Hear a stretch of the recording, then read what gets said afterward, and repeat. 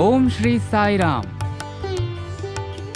साई प्रेम वाणी के हमारे आज के प्रसारण में आप सबका हार्दिक स्वागत है। आज हम आप सबके लिए लेकर आए हैं सुमधुर कार्यक्रमों की मनमोहक कड़ी। आज के प्रसारण में आप दिव्य संदेश कार्यक्रम के अंतर्गत भगवान बाबा द्वारा लिखित महाग्रंथ श्री राम कथा रसवाहिनी का एक भाग एवं आदर्श जीवन आनंद उपवन के अंतर्गत एक रोचक कथानक सुनेंगे। तो चलिए कार्यक्रम का शुभारंभ करते हैं।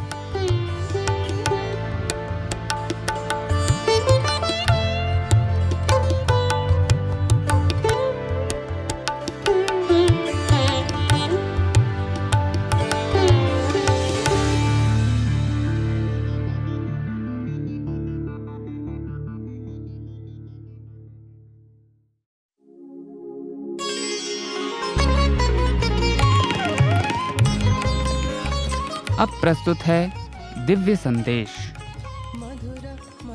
इसके अंतर्गत भगवान बाबा द्वारा लिपिबद्ध किए गए महाग्रंथों में से एक श्री राम कथा रसवाहिनी का एक भाग आज हम प्रस्तुत करने जा रहे हैं। दिव्य संदेश, साई संदेश, दिव्य संदेश, साई संदेश।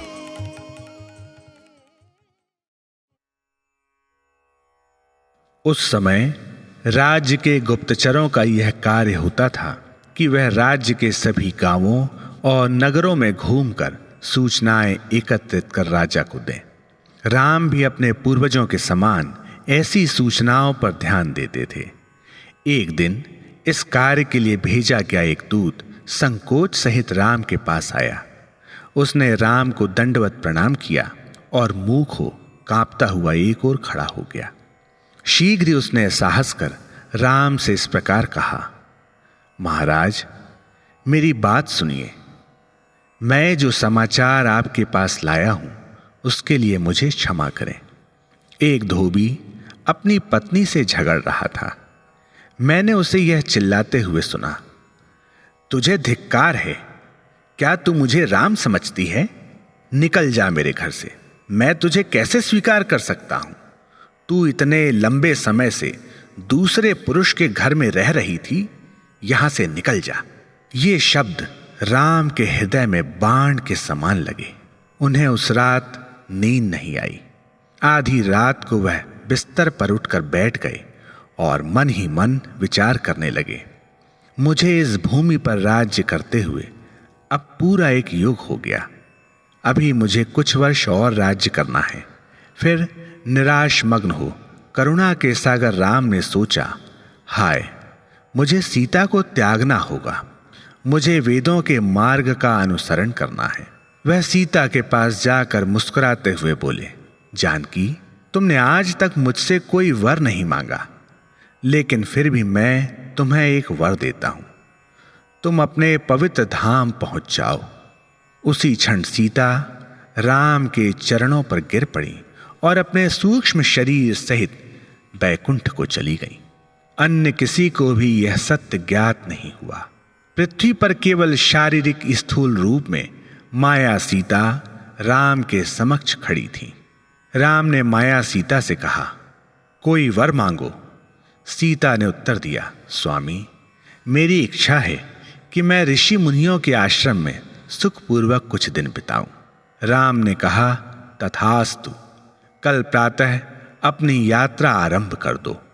सीता ने आश्रम के ऋषि मुनियों की पुत्रियों तथा पत्नियों के लिए बहुत से वस्त्र और बर्तन एकत्र कर साथ ले जाने को बांध लिए। राम प्रातः जल्दी उठ गए। सेवक तथा याचक राम के गुणों तथा ऐश्वर्य का यशोगान कर रहे थे। उनका कमल मुख खिल उठा। लक्ष्मण, भरत और शत्रुघ्न ने उन्हें दंडवत प्रणाम किया, लेकिन राम ने अपने भाइयों से कोई बातचीत नहीं की। वह मौन रहे। उनका मुख भावुकता से पूर्ण हो गया। वह व्याकुल दिखाई दे रहे थे। उनका अंग अंग उत्तेजना से फड़क रहा था। तीनों भाई राम के दुख का कारण न जानते हुए भयभीत और चिंतामग्न थे। राम की उदासी को देखकर वे कांप रहे थे। वे उनकी विफलता का कारण समझ नहीं पा रहे थे। अंत में अपने मनोद्गारों को अभिव्यक्त करने के लिए राम को शब्द मिल ही गए।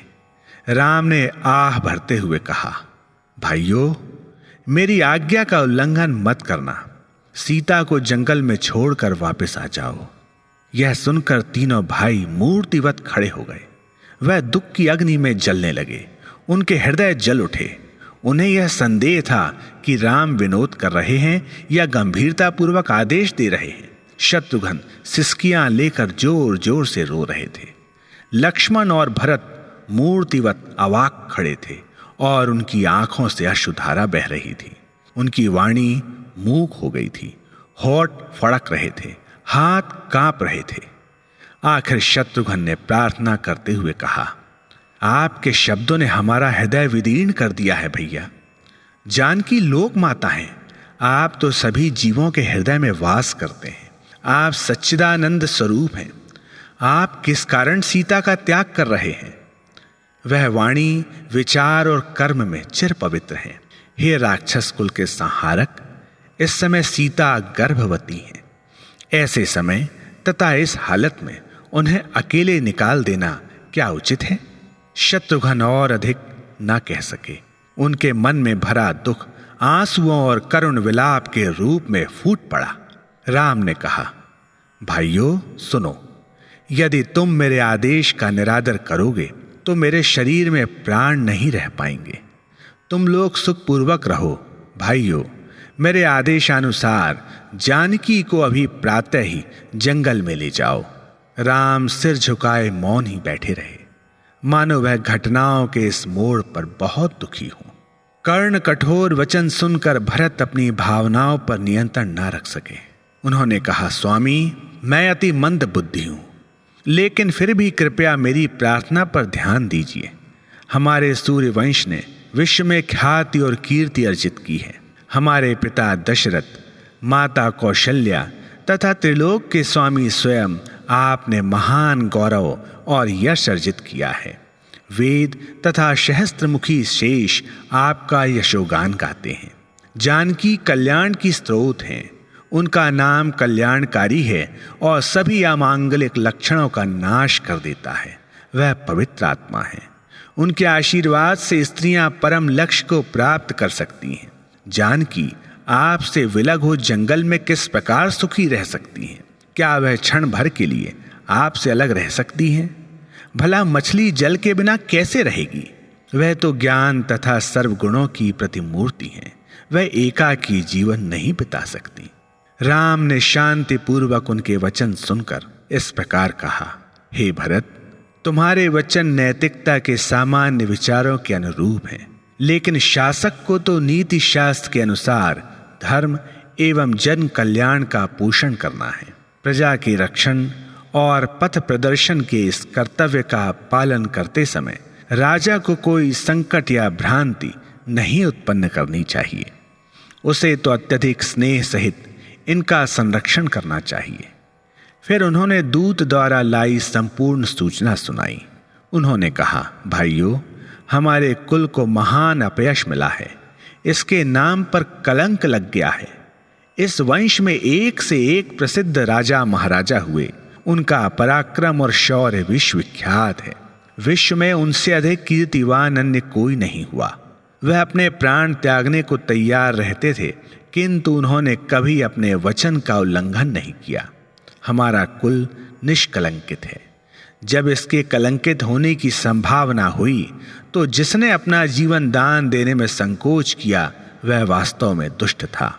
इसे भली भांति समझ लो। यह सुनकर भरत रोने लगे। स्वामी, निसंदेह जानकी निष्कलंक हैं। वह तो अग्नि परीक्षा से होकर आई हैं। देवता या संत स्वप्न में भी उन पर कोई दोषारोपण नहीं करेंगे। यह न जानते हुए यदि कोई उन्हें पापी कहता है तो वह लाखों करोड़ों वर्षों तक नरक का कष्ट झेलेगा। भरत अपने रोष पर काबू न रख सके। इस पर राम को प्रत्यक्षतः क्रोध आ गया और उनके नेत्र लाल हो गए। लक्ष्मण ने यह देखा और उन्होंने डर कर भरत की ओट ले ली। लेकिन राम ने लक्ष्मण से ही कहा, लोगों की बातों का आशय समझो, इस विषाद की मुद्रा को त्यागो। यदि तुम मेरे आदेश या पालन ना कर मुझसे तर्क प्रारंभ करोगे तो तुम्हें जीवन भर पछताना पड़ेगा। जानकी को रथ में ले जाकर गंगा के उस निर्जन तट पर अकेला छोड़ दो जहां कोई मनुष्य ना हो और लौट आओ। लक्ष्मण ने स्वामी का आदेश सुना। वह उस आदेश के पालन हेतु प्राण देने को भी तैयार हो गए। वह यात्रा के लिए तैयार हो गए। रथ में सभी सामान और कपड़े आदि रखकर उन्होंने जानकी को रथ में बिठाया और रथ चल पड़ा। राम की पतिव्रता अर्धांगिनी आश्रमों में कुछ समय व्यतीत करने के सुअवसर पर प्रमुदित हो रही थी। वह उल्लास और कृतज्ञता से परिपूर्ण थी, किंतु लक्ष्मण का मुरझाया मुख देखकर वह उदास थी। वह मूक और हताश हो गई। मणिहीन सर्प की भांति वह अपने अंतस की गहराइयों में अत्यधिक दुखी थी। वे गंगा तट पर पहुंचे। वन वास्तव में भयावह था। उनके हृदय भयभीत थे। लक्ष्मण को भयभीत देखकर सीता और अधिक डर गई।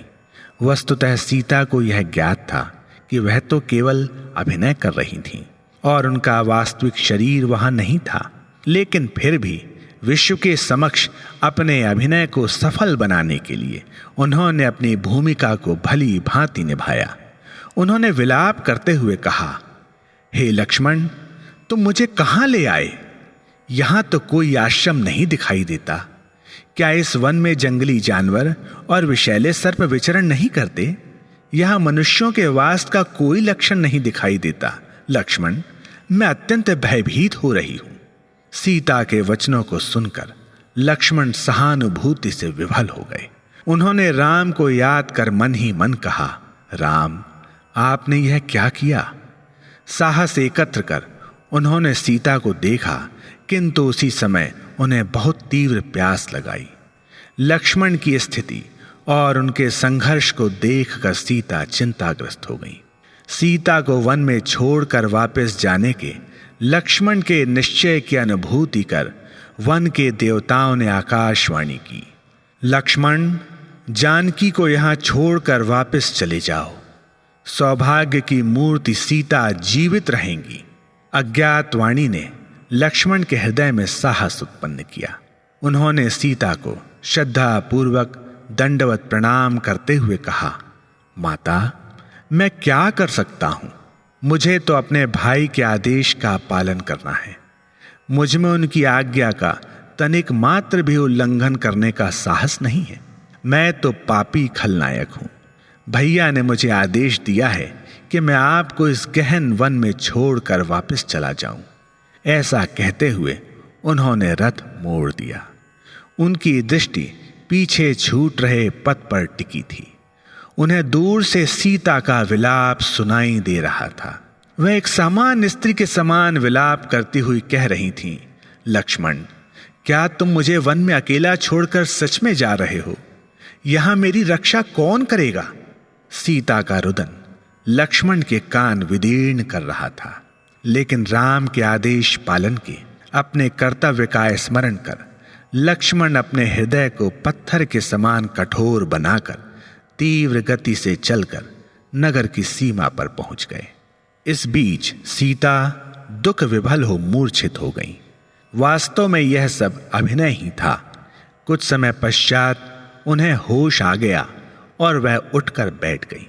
उन्होंने अपना दुख शब्दों में प्रकट किया, हे रामचंद्र, जन्म से ही मेरा जीवन दुखपूर्ण रहा। हाय, चाहे मैं कितनी भी दुखी हूं, लेकिन फिर भी मेरे प्राण नहीं निकलते। इस प्रकार वह बहुत समय तक अपने दुर्भाग्य पर विलाप करती रहीं। उसी क्षण वाल्मीकि ऋषि गंगा नदी में स्नान कर आश्रम लौटते हुए वन से निकल रहे थे।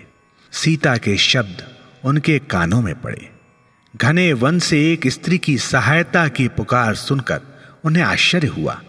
उस पुकार की ओर बढ़ते बढ़ते वे अंत में सीता के पास पहुंच गए। सीता ने वाल्मीकि ऋषि को पहचान लिया और उन्हें अपनी कथा सुनाई। हे ऋषिराज, संपूर्ण लोक को ज्ञात है कि मैं राजा जनक की पुत्री और श्री रामचंद्र की पत्नी हूं। नियति के आदेश से कोई नहीं बच सकता। हे महर्षि, लक्ष्मण ने मुझे यहाँ लाकर छोड़ दिया, लेकिन उन्होंने मुझे ऐसा करने का कोई कारण नहीं बताया। वाल्मीकि ने उनकी करुण कथा सुनी। उन्होंने सीता को सांत्वना और संतोष प्रदान किया। हे पुत्री, तुम्हारे पिता मिथिला नरेश राजा जनक मेरे मित्र व शिष्य हैं। उन्हें मुझे बहुत श्रद्धा और विश्वास है। बेटी, तुम बिल्कुल चिंता मत करो। मेरे आश्रम को तुम अपने पिता का ही घर समझो। सब ठीक हो जाएगा। राम से तुम्हारा अवश्य ही पुनर्मिलन होगा। तुम्हारी इच्छा अवश्य पूर्ण होगी। वाल्मीकि ने सीता को अपनी ही पुत्री मानकर उन्हें गंगा में स्नान कराने को कहा। स्नान के बाद सीता ने वाल्मीकि को प्रणाम किया और ऋषि उन्हें स्नेहमय आश्वासन देते हुए आश्रम में ले गए। उन्होंने सीता को कुछ कंदमूल दिए और थोड़ा बहुत खाने का आग्रह किया। सीता अपने गुरुजन के आग्रह को अस्वीकार न कर सकी। तदुपरांत सीता ने आश्रम में राम और उनकी महिमा के सतत ध्यान तथा आश्रम के दैनिक कार्यों में आश्रम के शिष्यों को सहयोग देकर दिन बिताए। आश्रमवासी तथा ऋषि वाल्मीकि मनोरंजक कथाएं व घटनाएं आदि सुनाकर सीता को प्रसन्न रखते थे। दुख से भरे तथा शोक से बोझिल हृदय सहित लक्ष्मण नगर में पहुंचे। उन्होंने तीनों माताओं को दुख भरी कथा सुनाई। वे सीता पर आई इस भारी विपत्ति पर असहनीय दुख से सिसक सिसक कर रो पड़ी। उन्होंने सीता के गुणों की प्रशंसा की और इस बात पर शोक किया कि सीता जैसी चरित्रवान स्त्री को इस घोर संकट का सामना करना पड़ा। उन्होंने राम को निर्दयता के लिए दोष दिया। संपूर्ण नगर और महल शोक में डूबे थे। सभी लोग दुख मग्न थे। चारों ओर से केवल विलाप का ही स्वर सुनाई दे रहा था। सभी लोग दुखी हो पूछ रहे थे, क्या ऐसी माता को कभी ऐसा कठोर दंड मिलना चाहिए? राम ने यह क्रंदन और विलाप सुना। वह केवल लक्ष्मण को साथ ले मंदिर में चले गए और लोगों की दृष्टि से दूर पूरा दिन वहीं बिताया। तदुपरांत वह अंतःपुर में गए तथा माताओं को सांत्वना देते हुए ज्ञानोपदेश दिया। उन्होंने लोगों को बताया कि वास्तविक शासक अपनी प्रजा को ही अपना भाई, बंधु और मित्र मानता है। उन्होंने कहा कि यही राम का नियम है। उन्होंने कहा कि आवश्यकता पड़ने पर तो राजा को अपने सगे संबंधियों का भी त्याग कर देना चाहिए, क्योंकि उसके सगे बंधु बांधव तो वास्तव में उसकी प्रजा ही है जिस पर वह शासन करता है। तीनों माताएं सीता के वियोग में दिन प्रतिदिन अत्यधिक दुर्बल होती गईं। इसके परिणाम स्वरूप अंत में उनकी मृत्यु भी हो गई। योगाग्नि द्वारा उन्होंने अपने शरीरों को भस्म कर लिया और इस प्रकार आनंद की चरमावस्था को प्राप्त किया। शोक मग्न पुत्रों ने शास्त्रीय विधि के अनुसार उनका दाह संस्कार किया। उन्होंने शास्त्रों में वर्णित 16 प्रकार के दान किए। तदुपरांत चारों भाई राम, लक्ष्मण, भरत और शत्रुघ्न प्रजा के हित तथा पूर्ण संतोष को दृष्टि में रखते हुए प्रशासनिक समस्याओं को सुलझाने तथा अपने कर्तव्यों को निभाने में व्यस्त हो गए। इसी बीच राम ने यह घोषणा की कि वेद वर्णित अश्वमेघ यज्ञ रचना चाहते थे, क्योंकि यज्ञ से सभी प्रकार के दुखों का नाश हो जाएगा। उन्होंने अंगद तथा अन्य सभी को सूचना भिजवाई। राम अपने भाइयों तथा मंत्रियों के साथ राजगुरु वशिष्ठ के घर गए। उन्होंने गुरु को साष्टांग प्रणाम किया। गुरु ने आदर पूर्वक उनका स्वागत किया और अति मधुर वाणी में उनके तथा राज्य का कुशल क्षेम पूछा। उन्होंने पौराणिक कथाओं तथा महाकाव्यों की घटनाओं को उद्धृत करते हुए उन्हें अमूल्य परामर्श दिया। फिर राम ने उनसे इस प्रकार कहा, स्वामी, मेरे मन में एक इच्छा है। इसकी पूर्ति के लिए आपकी सहायता चाहिए। फिर वह गुरु के चरणों में नतमस्तक हो गए। गुरु वशिष्ठ ने पूछा कि क्या इच्छा है? राम ने उत्तर दिया, मैंने एक यज्ञ करने का निश्चय किया है। यज्ञ होने पर अयोध्यावासी अत्यधिक हर्षित होंगे। मैं अश्वमेघ यज्ञ करना चाहता हूं। इसके करने से नगर में शांति हो जाएगी। लोगों की भी यह यज्ञ करने की इच्छा है। भरत प्रकट रूप में आपको इसकी सूचना देने में संकोच कर रहे थे, अतः मैंने सोचा कि मैं स्वयं ही आपके पास आऊं और आपसे मिलकर अपनी यह इच्छा बताऊं। आपका जो भी निर्णय होगा उसे हम सहर्ष स्वीकार करेंगे। वशिष्ठ ने अति श्रद्धा और नम्रतापूर्ण यह वचन सुने और राम के इस विचार पर उन्हें बहुत प्रसन्नता हुई। उन्होंने कहा, राम, तुम्हारी इच्छा पूर्ण होगी। भरत, उठो, यज्ञ की तैयारियों में जुट जाओ। इससे सभी भाई और मंत्री बहुत प्रसन्न हुए। उन्होंने गुरु की स्तुति की और उन्हें दंडवत प्रणाम किया। यज्ञ के विधि विधान जानने वाले अनेक ब्राह्मण भरत के साथ साथ नगर और महल में गए।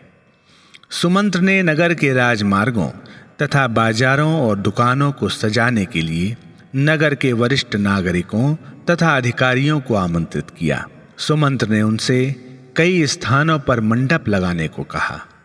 उनके कहने की देर थी कि काम शुरू हो गया। उन्होंने तुरंत ही आदेश का पालन किया और शीघ्र ही नगर को उस विशाल उत्सव के लिए सुसज्जित कर दिया गया। संपूर्ण नगर में उल्लास छाया हुआ था। नगर के गुरुजनों तथा अधिकारियों ने राम को बताया कि उनके निर्देशानुसार सभी प्रमुख ऋषि मुनियों तथा वशिष्ठ को यज्ञ की सूचना दे दी गई थी। वशिष्ठ ने राम को परामर्श देते हुए कहा, राजा जनक को इस यज्ञ की सूचना भेजो। वह अपनी रानी तथा समाज सहित इसमें भाग लेने में समर्थ होंगे। उन्होंने अति मर्मस्पर्शी तथा मधुर शब्दों में यह परामर्श दिया। उन्होंने यह भी कहा, मुख्य तपस्वियों, ब्राह्मणों तथा महर्षियों को भी निमंत्रण भेजो। गुरु के सहमत होने पर राम उन्हें तैयारियां दिखाने के लिए अयोध्या नगर में ले गए। वह दोनों ही नगर की सजावट तथा प्रबंधों को देखकर अति प्रमुदित हुए। राम के दूतों ने अन्य सभी राज्यों में जाकर वहां के राजाओं को निमंत्रण दिए।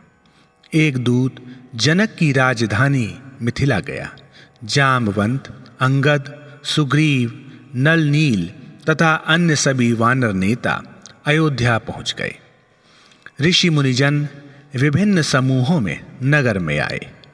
उन सभी का यथोचित आदर व सम्मान सहित स्वागत किया गया। तभी विश्वामित्र भी पधारे। राम ने उनका आदर कर उनकी श्रद्धापूर्ण अगवानी की।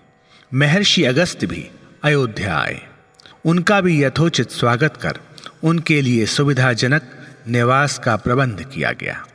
जिस विशाल भवन में यज्ञ होना था उसकी शुद्धता एवं पवित्रता को देखकर वह बहुत प्रसन्न हुए। अयोध्या के दूत को आते देखकर मिथिलावासी अति हर्षित हुए। दूत ने जनक को राम द्वारा रचाए जाने वाले यज्ञ का समाचार दिया। समाचार सुनते ही जनक सिंहासन से उछल पड़े। वह दूत का संदेश सुनकर रोमांचित हो गए। उनके नेत्रों से हर्ष के अश्रु फूट पड़े। उन्होंने राम तथा सभी भाइयों का कुशल क्षेम पूछा। उसने उत्तर दिया कि वह जो पत्र लाया था उससे उन्हें संपूर्ण समाचार मिल जाएगा। ऐसा कहते हुए उसने वह शुभ संदेश उन्हें दे दिया। वह और कुछ ना कह सका। उसका गला रुत गया। जनक की दशा का वर्णन कौन कर सकता है। उनके सभी संबंधी प्रफुल्लित थे। सारा नगर जय जयकार से गूंज रहा था। राजा जनक ने बारंबार उस संदेश को पढ़ा। वह खुशी से फूले ना समाए। उन्होंने एक सेवक को अंदर बुलाकर आदेश दिया, संपूर्ण राज्य के सभी नगरों, कस्बों और गांवों में यह समाचार सुनवा दो। 10 वाद्यों सहित इसकी घोषणा करो। फिर उन्होंने मंत्री को भीतर बुलाकर उसे वह संदेश पत्र दे दिया। मंत्री ने आदर पूर्वक पढ़ने से पहले उसे अपनी आंखों से लगाया। मन में राम के ऐश्वर्य का चित्र अंकित कर उसके नयनों से आनंद की अविरल अश्रुधारा फूट पड़ी। नगर में हर एक घर के आगे गृह स्वामी ने मंगल कलश रखा। राजा जनक ने यह शुभ सूचना प्राप्त करने के उपलक्ष्य में असंख्य अनमोल वस्तुएं दान में दी। जनक का संपूर्ण नगर आनंद विभोर था। मिथिला से लंबी यात्रा तय करने के बाद राजा जनक अयोध्या पहुंचे। मार्ग में उन्होंने अपने गुरु शतानंद को प्रणाम किया। उन्होंने राजा जनक को आशीर्वाद देकर उन्हें सहयात्रियों तथा सेना सहित अयोध्या की ओर जाने को कहा। जनक की सेना में 4 सेनाएं रथ, गज, अश्व और पैदल सम्मिलित थीं। कुछ सेना को राजा जनक ने नगर की सुरक्षा हेतु वहीं छोड़ दिया।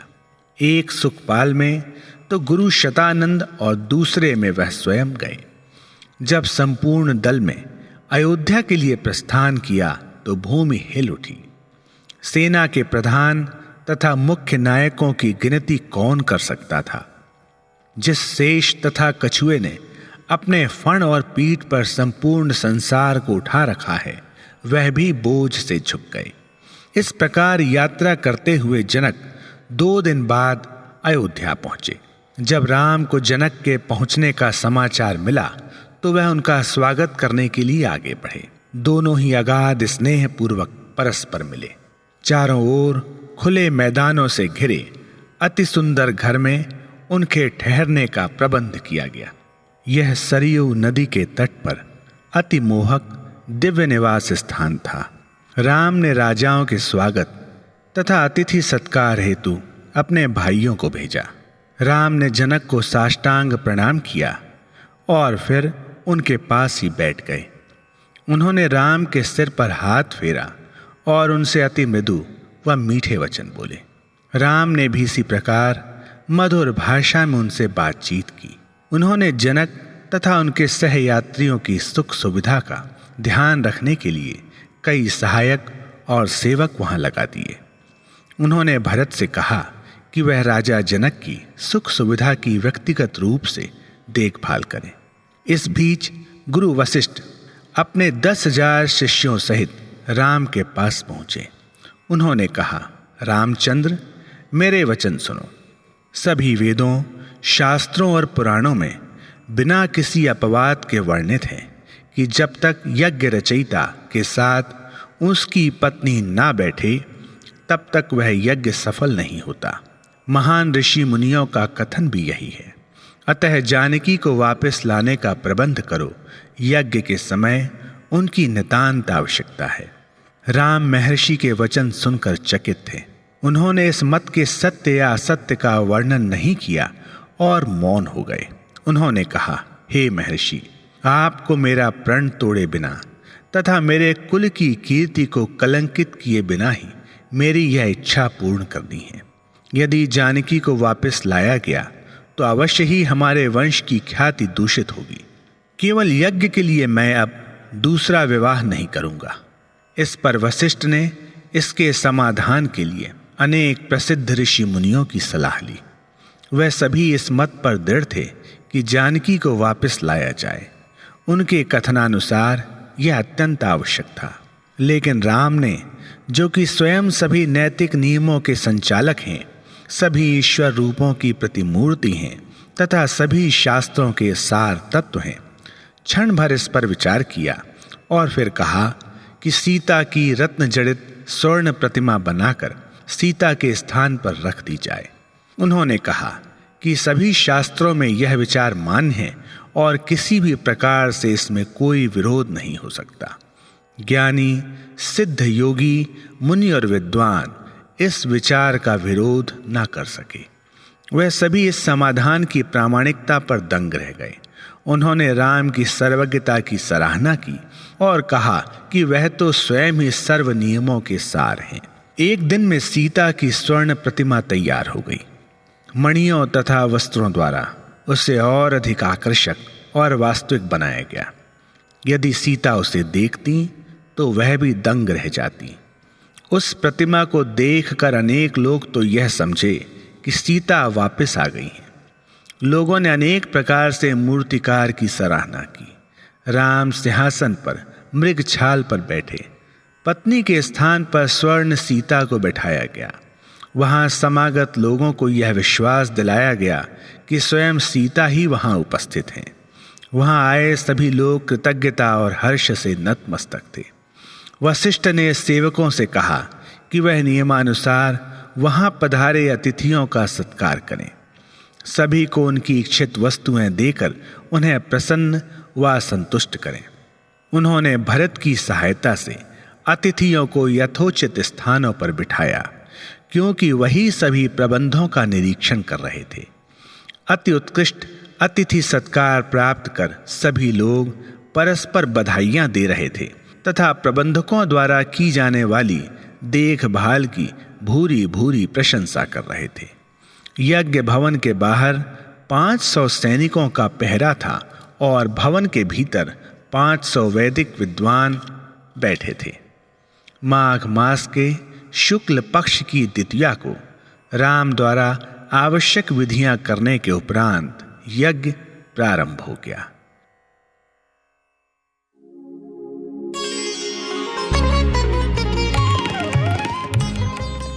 अभी आप सुन रहे थे दिव्य संदेश। आज आपने भगवान बाबा द्वारा लिपिबद्ध किए गए महाग्रंथों में से एक श्री राम कथा रसवाहिनी का एक भाग सुना। भवसागर तार का दिव्य संदेश, साई संदेश, दिव्य संदेश, साई संदेश।